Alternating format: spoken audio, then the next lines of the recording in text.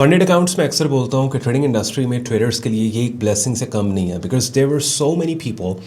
Funded accounts के mainstream पे इतने पॉपुलर होने से पहले कि जो ट्रेडिंग सीखने के लिए पैशनेट थे, टाइम भी दे सकते थे, मगर उनका फाइनेंशियल स्टेटस ऐसा है कि लेट्स से वो अगर 5 साल भी लगे रहे ना तो रीज़नेबल ट्रेड अकाउंट साइज़ नहीं बना सकते, और रियलिस्टिक टारगेट्स अगर वो अपने ट्रेड अकाउंट्स पे सेट करते हैं तो डॉलर अमाउंट पे वो इतनी अमाउंट नहीं बनती जो उनको मोटिवेटेड रख सके। लेट्स सपोज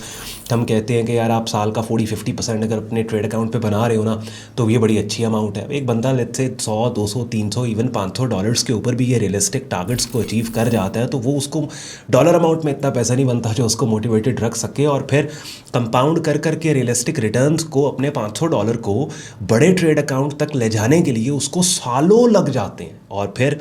आपके पास आए फंडेड अकाउंट्स प्रॉप ट्रेडिंग के, जहाँ पे आप एक रीज़नेबल फ़ी पे करके चैलेंजेस को क्लियर करके आप फंडिंग सिक्योर करके रियलिस्टिक टारगेट्स के ऊपर भी आपकी ठीक ठाक डॉलर अमाउंट्स बन जाती हैं जिनको विड्रॉ करके एक ट्रेडर एटलीस्ट मोटिवेटेड रहता है। लेकिन इसमें अब क्या चीज़ है कि कन्फ्यूजन यहाँ पे प्रॉप ट्रेडिंग में आती है। अक्सर लोग जब अटेम्प्ट करते हैं ना, बड़ा स्ट्रेट फॉरवर्ड उनको तरीका लग रहा होता है कि भाई हमने let's say funded account by कर लिया और हमने ट्रेडिंग करके प्रॉफिट बना के अब पैसे हम विड्रॉ करने स्टार्ट कर देंगे। होता क्या है कि आपको, मैंने बाकायदा अपने यूट्यूब चैनल पे प्लेलिस्ट बना के रखी है माय प्रेफर्ड प्रॉप फर्म की और मेरी recommended prop firm funded trader markets FTM, जहाँ पे मैंने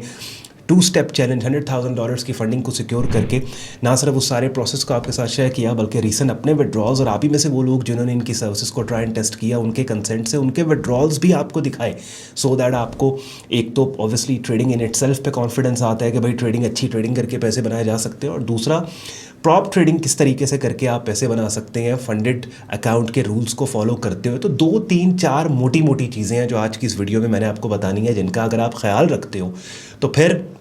ना सिर्फ ये चीज़ें आपको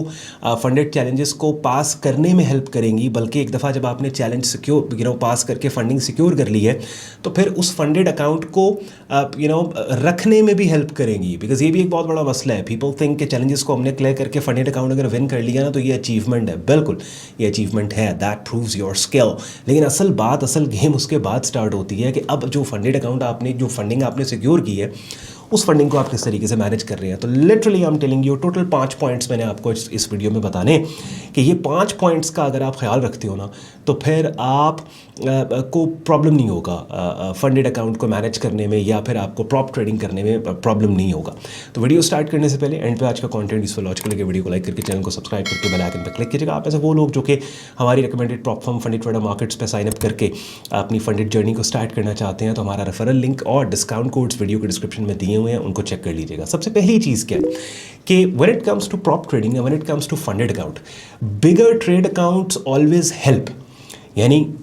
लेट्स से मकसद क्या होता है प्रॉप ट्रेडिंग करने का कि आपका एक रीज़नेबल ट्रेड अकाउंट साइज़ हो, कि जैसे मैं वीडियो के स्टार्ट में कह रहा था अभी थोड़ी देर पहले कि रियलिस्टिक परसेंटेज रिटर्न्स जो आप मंथली बेसिस के ऊपर अचीव करते हो ना वो डॉलर अमाउंट में इतने बन जाएं जो आपको मोटिवेटेड रखें।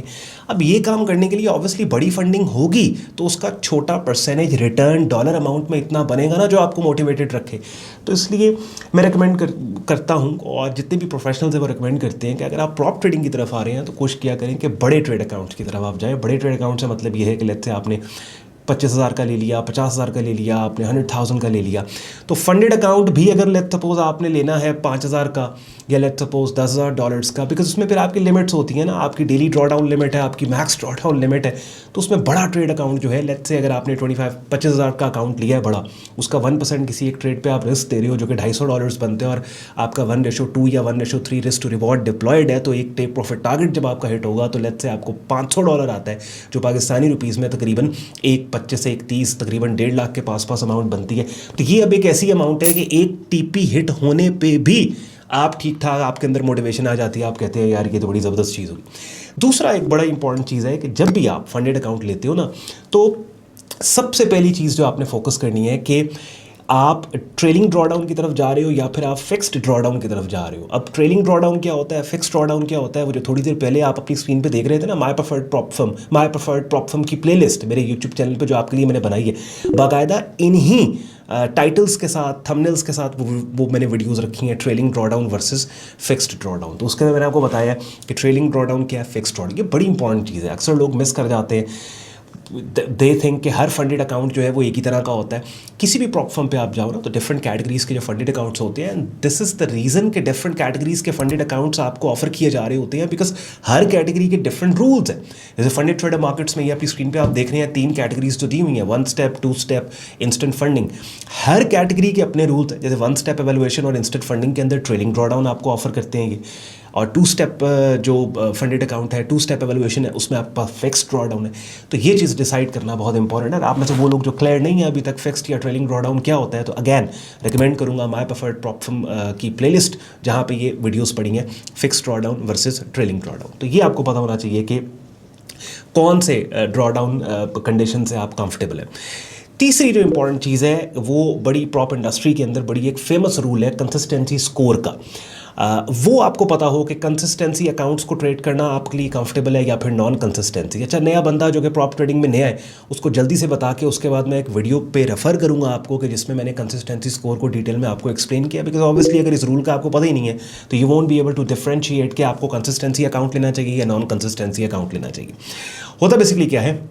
लेट्स सपोज आप ने फंडेड अकाउंट लिया और आप 10 दिन का प्रॉफिट आपने टोटल लेट्स से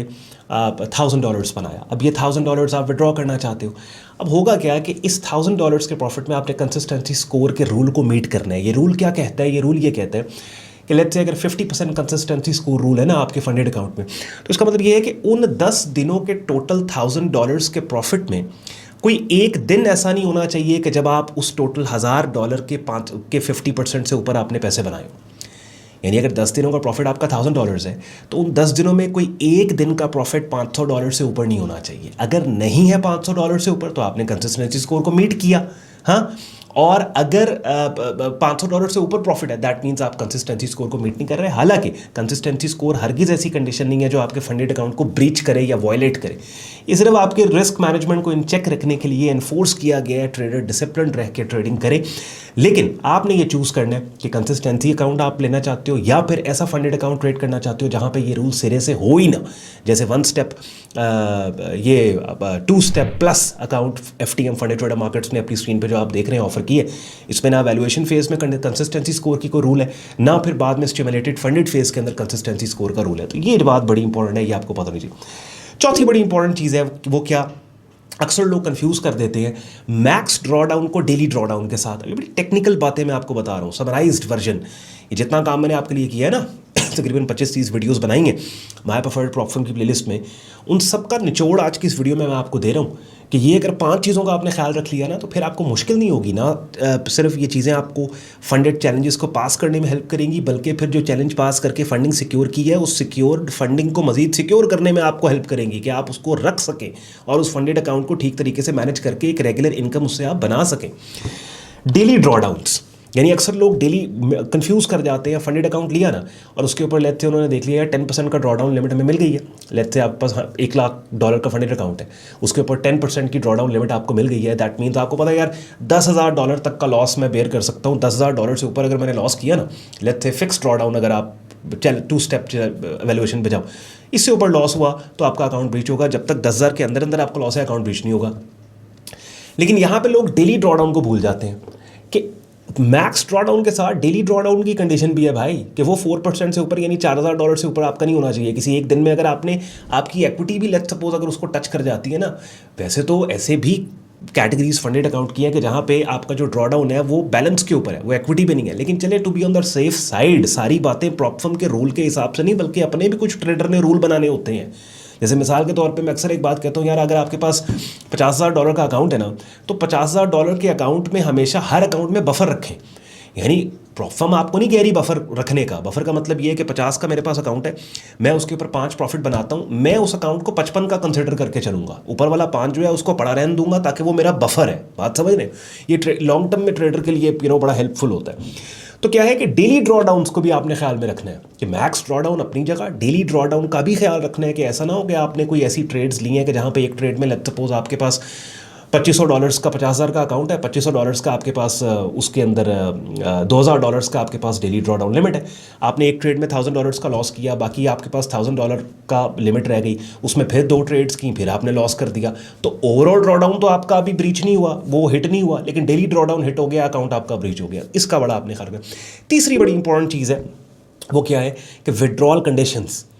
यानी अब एफटीएम फंडेड ट्रेडर मार्केट्स पे टोटल 3 विड्रॉल कंडीशंस हैं कंसिस्टेंसी स्कोर के, जो कंसिस्टेंसी रूल के जो अकाउंट्स हैं, कि एक तो कंसिस्टेंसी स्कोर आपका मीट हो, दूसरा आपके 5 मिनिमम ट्रेडिंग डेज हो, तीसरा विड्रॉबल प्रॉफिट आपका 1% हो। और हर रूल के ऊपर सेपरेट वीडियो मैंने उस प्लेलिस्ट में बना के आपके लिए रख दी है, माय प्रेफर्ड प्रॉप फर्म की। और जो 2 स्टेप प्लस अकाउंट है, जो नॉन कंसिस्टेंसी, उसमें टोटल 2 विड्रॉल रूल्स है। एक तो पॉइंट आपका 5 मिनिमम ट्रेडिंग डेज हो, एक ट्रेडिंग डे कंसिडर होता है कि जिस दिन आपने 0.5% अपने टोटल ट्रेड अकाउंट साइज़ का प्रॉफिट बनाया हो। हाँ, और